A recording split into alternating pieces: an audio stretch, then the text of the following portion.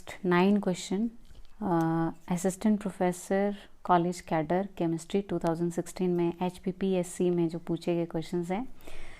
तो first question है which of the cell reaction takes place in hydrogen oxygen fuel cell. So this should be keep in mind कि यहाँ पे hydrocarbon बोला है, hydrocarbon oxygen fuel cell. Now fuel cell क्या होता है? जिसमें कंबशन होता है फ्यूल का।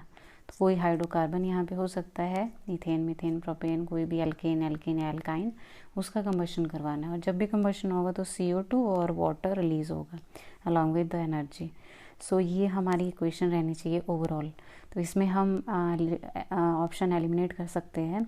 यहाँ पर अगर हम देखें तो जो हमारा रिएक्टेंट है एनोड पे बोल रहा है, देन कैथोड पे। अगर यहाँ हम देखें एनोड कौन होना चाहिए, कैथोड कौन होना चाहिए, तो इसकी हो रही है ऑक्सीडेशन, हाइड्रोकार्बन की हो रही है ऑक्सीडेशन। तो इसको एक्ट करना है एनोड। तो एनोड पे हम देख सकते हैं हमारा हाइड्रोकार्बन पार्ट होना चाहिए। ना तो CO हाइड्रोकार्बन है, ना कार्बोनेट हाइड्रोकार्बन है, और हाइड्रोजन की बात नहीं हुई है, तो ए ऑप्शन नहीं हो सकता है। नेक्स्ट क्वेश्चन में देखिए एनोड पे ऑक्सीडेशन, हाफ रिएक्शन का मतलब एनोड वाली रिएक्शन, तो ये हमारा हाइड्रोकार्बन है। Yes, this is right option. और यहाँ कैथोड पे आपका ऑक्सीजन होगा, ये ठीक है बिल्कुल, तो बी ऑप्शन हमारा करेक्ट होगा। नेक्स्ट ऑप्शन में देखिए एनोड हमारा जिंक मेटल है, जिंक कोई हाइड्रोकार्बन नहीं है, मेटल है सिंपल, तो ये रिएक्शन नहीं होगा। देन इस केस में हाइड्रोजन और oxygen, so this is not hydrocarbon oxygen fuel cell, this is H2O2 fuel cell, तो ये भी हमारा ऑप्शन नहीं होगा। नेक्स्ट क्वेश्चन में पूछा है कि कौन सी स्टेटमेंट करेक्ट नहीं है with regard to Debye Huckel theory strong electrolyte के लिए। तो सबसे पहले इसने बोला है कि इलेक्ट्रोलाइट कम्प्लीटली आयनाइज होता है सॉल्यूशन में at all concentration. Increase in molar conductance with dilution इसलिए है क्योंकि मोबिलिटी आयॉन्स का इंक्रीज होता है due to weaker inter ionic attraction. तो ये ऑप्शन आपका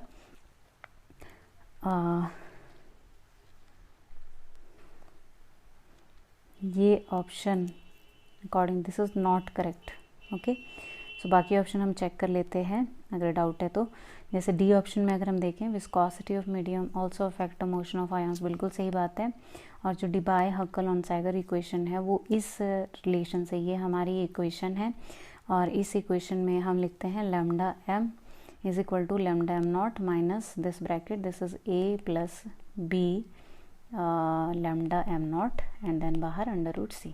तो ये जो a और b यहाँ पे होते हैं a plus b lambda m not and then √c। a और b हमारे कुछ कांस्टेंट होते हैं, इफेक्ट्स होते हैं। एक कॉरेस्पॉन्ड करता है सिमेट्रिक इफेक्ट को a, एंड b कॉरेस्पॉन्ड करता है इलेक्ट्रोफोरेटिक इफेक्ट को। ओके, सो ये बात बिल्कुल सही है, तो ये ऑप्शन नहीं हो सकती, नॉट करेक्ट हमसे पूछा है। देन इसके बाद इसने एक्सप्लेन किया है कि डिबाय-हक्कल-ऑन-सैगर ने बोला था कि यहाँ पे इलेक्ट्रोफोरेटिक इफेक्ट आता है ड्यू टू सॉल्वेंट मॉलिक्यूल्स, जो कि आपके आयॉन्स को ड्रैग करते हैं। जो जब आप वोल्टेज अप्लाई करोगे, जैसे कोई कैटायन है, तो यहाँ पे solvent molecule will surround this ion. So इस सराउंडिंग की वजह से क्या होगा कि जो मूवमेंट होगी आयॉन की टूवर्ड नेगेटिव इलेक्ट्रोड, ये थोड़ा सा हैम्पर हो जाएगी। तो दिस इज इलेक्ट्रोफोरेटिक इफेक्ट, बिल्कुल ठीक है ये भी। एंड यहाँ पर बोला है कि जो आयॉन्स हैं, जैसे पॉजिटिव आयॉन है, ये नेगेटिव आयॉन के इन्फ्लुएंस में है, जिससे कि क्या होगा, जो इलेक्ट्रिक फील्ड है पॉजिटिव आयॉन की, सेंट्रल आयॉन, वो कैथोड की साइड पे अगर मूव करेगा, जबकि नेगेटिव एनोड की साइड मूव करेगा, लेकिन इनकी जो सिमेट्री है वो डिस्टर्ब हो जाएगी। जब ऐसे ओरिएंटेड होंगे ये, तो इनकी सिमेट्री डिस्टर्ब हो जाएगी, दिस इज एसिमेट्रिक इफेक्ट। तो ये बात में बिल्कुल सही है डिबाय-हक्कल-ऑन-सैगर के हिसाब से। तो इनकरेक्ट ऑप्शन हमारा ऑप्शन नंबर ए है। सो यहाँ पे आंसर हमारा ए ऑप्शन आएगा। बाकी सारी स्टेटमेंट डिबाय-हक्कल-ऑन-सैगर के हिसाब से करेक्ट है। नेक्स्ट क्वेश्चन है कि कौन सी स्टेटमेंट इज़ नॉट करेक्ट, कौन सी स्टेटमेंट करेक्ट नहीं है। फर्स्ट स्टेटमेंट है कि lyophobic sols have no spontaneous tendency to pass into colloidal state and are difficulty obtained while. ये बिल्कुल सही बात है, लायोफोबिक को बनाना थोड़ा मुश्किल होता है। Lyophilic sols have viscosity almost equal to that of dispersion medium. Lyophilic की विस्कोसिटी सॉल्वेंट के ही बराबर होती है, जबकि लायोफोबिक ज़्यादा विस्कस होते हैं, बिल्कुल सही बात है। जैसे हमारा सल्फ्यूरिक एसिड है, पानी में डालेंगे जितना कंसनट्रेटेड होगा विस्कस होगा, क्योंकि बहुत ज़्यादा इंटरेक्शन है सॉल्वेंट सॉल्यूट की। ये तो सिंपल सॉल्यूशन की बात की, सोल्स में भी यही चीज़ है, तो ये आपकी इनकरेक्ट स्टेटमेंट नहीं है। नेक्स्ट है कि जो लायोफोबिक सोल्स हैं ये चार्ज कैरी करते हैं या तो पॉजिटिव या तो नेगेटिव, एंड माइग्रेट करते हैं toward their electrode when placed in electric field. बिल्कुल सही बात है, ये सारे ही कोलाइडल पार्टिकल चाहे लायोफोबिक हो चाहे लायोफिलिक हो, सारे ही चार्ज होते हैं और अपने इलेक्ट्रोड की साइड पे मूव करते हैं। डी है कि very small amount of neutral electrolyte solution brings about precipitation of dispersed phase in lyophilic colloid.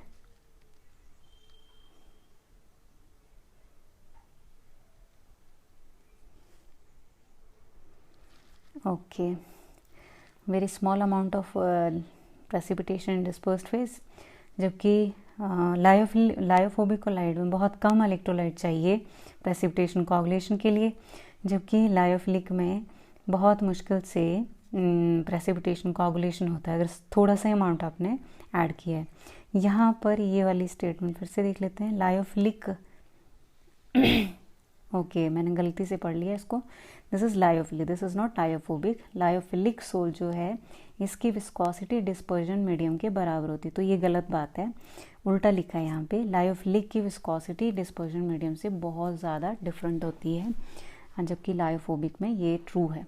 तो इसने रीज़न लिखा है कि जो डिस्पर्स्ड फेज पार्टिकल्स हैं are often highly solvated in lyophobic sols. Lyophobic का ही मतलब ही यही है कि लिक्विड हीटिंग, तो यहाँ लिक्विड रिपेलिंग होंगे ये सॉल्वेंट के साथ, इनको इतना इंटरेक्शन नहीं होगा डिस्पर्जन मीडियम के साथ। तो ये बात आपकी, ये वाला ऑप्शन आपका इनकरेक्ट है, तो ये ऑप्शन आपका आंसर होगा क्योंकि नॉट करेक्ट पूछा है। नेक्स्ट है कि अगर कोई फोटोकेमिकल रिएक्शन है, प्राइमरी प्रोसेस है जिसमें हम लाइट क्वांटम एब्सॉर्ब करते हैं मॉलिक्यूल्स, और जो रिएक्टेंट है वो एक्साइट हो गया अपना एक्साइटेड स्टेट पे, और अगर वो सेकेंडरी प्रोसेस में एक्साइटेड एटम जो है वो कम क्वांटम यील्ड हमें प्रोड्यूस कर रहा है, तो इसका रीज़न क्या इसका रीज़न नहीं हो सकता। तो फर्स्ट ऑप्शन है कि जो एक्साइटेड मॉलिक्यूल और डीएक्टिवेट हो गया होगा, फ्लोरेसेंस फॉस्फोरेसेंस शो किया होगा, बिल्कुल सही बात है, हमने नॉट करेक्ट ढूंढना है। नेक्स्ट है कि एक्साइटेड मॉलिक्यूल है वो डीएक्टिवेट हो गया होगा कि उसने किसी को एक्सचेंज कर ली होगी एनर्जी, ये भी सही बात है। देन इसने बोला सेकेंडरी प्रोसेस में इन्वॉल्व एक्सोथर्मिक प्रोसेस, तो अगर एक्सोथर्मिक है तो ये तो हाईली फिजिबल होता है, अगर ये हाईली फिजिबल है तो प्रोडक्ट बनना चाहिए, इससे क्वांटम यील्ड का कोई लेना देना नहीं है, तो ये गलत बात है। क्वांटम यील्ड मीन्स उतना एनर्जेटिक थोड़ी ना हमने देखना है, हमने तो प्रोडक्ट फॉर्मेशन देखना है कि कितना प्रोडक्ट बन रहा है, तो ये इसमें नॉट करेक्ट है, ये इसका आंसर होगा। डी ऑप्शन में सेकेंडरी प्रोसेस में जो मॉलिक्यूल है which produces the reactant molecule, जिसने वापस से ही रिएक्टेंट मॉलिक्यूल बना लिया तो उस पर इक्विलिब्रियम स्टेट लगेगी, चैटलियर लगेगा, तो वो बैकवर्ड डायरेक्शन में गया होगा, इसलिए क्वांटम यील्ड कम होगी, तो सी ऑप्शन करेक्ट है इसका।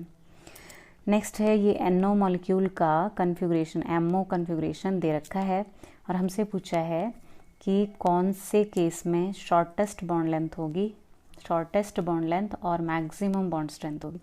तो यहाँ पे बॉन्ड ऑर्डर कैलकुलेट करके लिखा हुआ है, तो यहीं से हम डायरेक्ट आउट कर सकते हैं। Bond length, shortest bond length और बॉन्ड ऑर्डर का इन्वर्स रिलेशन है, ठीक है। इसका मतलब जहाँ पर हमें बॉन्ड ऑर्डर हाई मिलेगा वहाँ पर बॉन्ड लेंथ स्मॉल होगी, शॉर्ट होगी, जहाँ पर बॉन्ड ऑर्डर की वैल्यू लो होगी वहाँ पे बॉन्ड लेंथ हाई होगी। तो हमें तो शॉर्टेस्ट ही पूछा है, तो सिंपल बॉन्ड ऑर्डर हम देखेंगे किस केस में सबसे ज़्यादा वैल्यू है। तो यहाँ पे 2.5 है, यहाँ 3 है, यहाँ 2.5 है, 2, तो it is option number B. Option number B हमारा राइट ऑप्शन है। नेक्स्ट है पार्टीशन फंक्शन, क्यों पूछा है, ट्रांसलेशनल पार्टीशन फंक्शन हमसे पूछा है। तो ये सारे पार्टीशन फंक्शन यहाँ गिवन है। इसमें देखिए हम 4 पार्टीशन फंक्शन पढ़ते हैं, translational, vibrational, rotational and electronic. तो इसमें जो सबसे पहला देखिए ट्रांसलेशनल बोला है, तो सिंपल 1D है, क्लासिकल लॉ हम यहाँ पे लगाएंगे। तो इसमें देखो ये बोल्ट्जमैन कांस्टेंट है, ये टेम्परेचर है, ये प्लैंक कांस्टेंट है, तो यहाँ से तो कोई इन्फॉर्मेशन हमें मिल नहीं रही है। मोशन कौन सा है, यहाँ वॉल्यूम लिखा है, वॉल्यूम का मतलब है कि इसको length into length into length लेके किया होगा, तो linear motion, translational linear motion से आया है, तो ये आपका ट्रांसलेशनल क्वांटम पार्टीशन फंक्शन है। नेक्स्ट में अगर चलें तो ये वाला जो पार्टीशन फंक्शन है यहाँ लिखा हुआ है E of E, energy of electron, तो ये वाला पार्टीशन फंक्शन आपका इलेक्ट्रॉनिक पार्टीशन फंक्शन है। देन सी है यहाँ पे एच न्यू बाय के टी, न्यू की बात की है और न्यू आपको पता है फ्रिक्वेंसी होती है, फ्रिक्वेंसी हम वाइब्रेशंस में लेते हैं, वाइब्रेशन की जहाँ बात करते हैं, ये आपका वाइब्रेशनल पार्टीशन फंक्शन है। और लास्ट में ये जो वैल्यू है ये आपका बी का वैल्यू होता है एंड बी आपका रोटेशनल कांस्टेंट होता है, तो ये आपका रोटेशनल पार्टीशन फंक्शन है। ठीक है, नेक्स्ट है, तो यहाँ आपसे ट्रांसलेशन पूछा था, इसका ए ऑप्शन करेक्ट है। 22nd, which of the following is an expression for most probable distribution of N particles, Maxwell distribution statistics पूछा है। तो 3 स्टैटिस्टिक्स हमारे पास होते हैं, बीई स्टैटिस्टिक्स, बोस-आइंस्टाइन, ठीक है, then Fermi Dirac FD statistics and third है हमारे पास मैक्सवेल बोल्ट्जमैन स्टैटिस्टिक्स, ये क्लासिकल स्टैटिस्टिक्स है। तो इसमें कोई अमेंडमेंट नहीं है, कोई मॉडिफिकेशन नहीं है कि आपको कुछ ऐड या सब्ट्रैक्ट करना। तो सिंपल वाला जो लॉ होगा जिसमें n नंबर ऑफ पार्टिकल्स हैं मोस्ट प्रोबेबल स्टेट में, तो ये सी ऑप्शन राइट है, ये आपका मैक्सवेल बोल्ट्जमैन स्टैटिस्टिक्स है। लेकिन जब हम इसमें देखते हैं कि आपके डेटा जो है रिजल्ट आपका मैच नहीं हो रहा है, तो हम कुछ ऐड या सब्ट्रैक्ट करते हैं उसमें से। तो इसमें जो प्लस वाला है इट इज़ फर्मी-डिराक एंड जो -1 किया हुआ है डिनोमिनेटर में इट इज़ बोस-आइंस्टाइन स्टैटिस्टिक्स। ओके, तो ये याद रखना है। यहाँ पर जो है ना है number of particles most probable state having energy EI, और जी है जो number of states energy states हैं। अल्फ़ा की वैल्यू होती है, बीटा की अपनी वैल्यू होती है, beta is equal to 1/kT and जो अल्फ़ा है इट इज़ -E/kT। तो ये इनकी वैल्यूज़ हैं। नेक्स्ट क्वेश्चन इज़, तो इसमें राइट ऑप्शन है आपका सी ऑप्शन। 24th क्वेश्चन है, इसमें हमसे पूछा है फ्रिंडलिश एडजॉर्प्शन आइसोथर्म ग्राफ बताइए। तो यहाँ पर आप सिंपल देखिए, यहाँ पे आइसोथर्म बोला है, मीन्स आपका टेम्परेचर कांस्टेंट होना चाहिए। टेम्परेचर अगर कांस्टेंट हुआ तो जो एक्स और वाई एक्सिस पे वेरिएबल होंगे वो कुछ और होंगे। कौन होंगे वेरिएबल? एडजॉर्प्शन बोला है, तो एक एक्सिस पे तो एडजॉर्प्शन आ जाएगा, ए आ जाएगा एडजॉर्प्शन ए, एंड दूसरी साइड में कोई और वेरिएबल जैसे प्रेशर हम लेते हैं यूजुअली फ्रिंडलिश एडजॉर्प्शन आइसोथर्म में, जिसमें टेम्परेचर कांस्टेंट है। तो यहाँ पर हम वेरिएबल देख के ऑप्शन एलिमिनेट कर सकते हैं। जैसे बी ऑप्शन है, ए तो एडजॉर्प्शन हो गया, टेम्परेचर चेंज कर रहे हैं, तो ये आइसोथर्म नहीं हो सकता है। यहाँ पर टेम्परेचर वर्सेस प्रेशर लिया हुआ है जबकि एडजॉर्प्शन लिया ही नहीं है, तो ये भी रॉन्ग ऑप्शन है। यहाँ पर लिया है एडजॉर्प्शन P/P0, तो ये ऑप्शन भी रॉन्ग है। No doubt adsorption versus pressure आएगा, लेकिन फ्रिंडलिश की जो इक्वेशन है वो P/P0 से रिलेटेड नहीं है। फ्रिंडलिश की इक्वेशन है A which is x/m, this is equal to Kp⁻1/n. So it is not comparing relative pressures at all, so variation is with the P and A. So A option is your Freundlich adsorption isotherm curve. Then next question है कि अगर आपका eigen function ये है और operator उस पर आप सेकेंड डेरिवेटिव लगा रहे हो, तो इसकी आइगन वैल्यू निकालिए। तो हम इस पर सिंपल डिफरेंशिएशन करना है इसका। You have to find del square by del x square of psi. So this is equal to, eigen function आपका फ्री ऑफ वेरिएबल होना चाहिए, तो इसको हम लिख सकते हैं del square by del x square of e⁻²x। तो इसको जब हम सॉल्व करेंगे, पहले हम फर्स्ट एक बार इसको डिफरेंशिएट कर लेंगे। This is del by del x of e2x। तो इसका जो डिफरेंशिएशन होता है ब्रैकेट का e⁻²x का, ये यही होता है, ex ही होता है, तो ये लिख दिया हमने e2x। बट फिर इसके फंक्शन को भी, जो इसकी पावर में वैल्यू दी हुई है, इसको भी हमें डिफरेंशिएट करना पड़ता है। तो यहाँ पर ये कैंसिल हो जाएगा और we will left with 2e⁻²x।